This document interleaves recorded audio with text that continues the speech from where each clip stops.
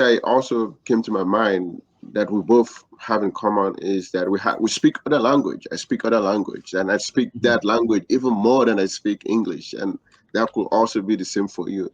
And Yep. in that context, we have to talk about accents. Right? So when you go Yep. internationally to speak, how do you ensure that people still understand you, despite the fact that you might come across as somebody with an accent?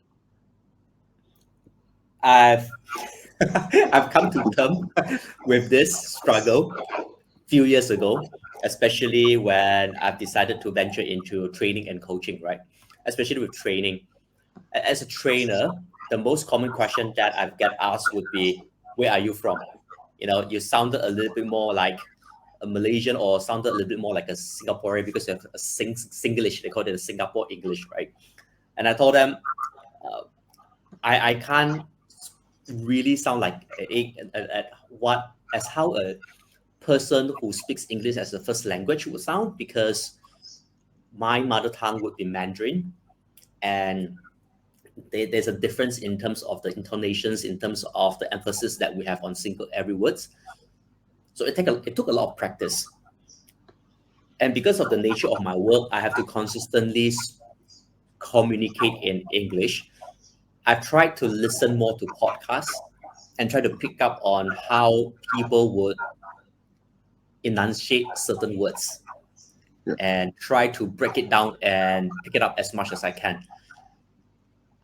But I wouldn't go as far as to change the way that I speak because then it wouldn't be myself already. I felt like part of me, my character would be diminished if I were to try to become someone else.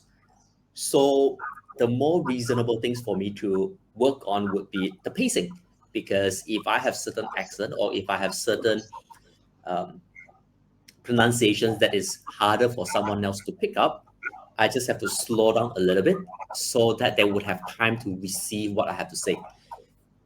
Yeah. So that is how I try to work on the accent side of things. Yeah. good, good. Thank you for sharing that.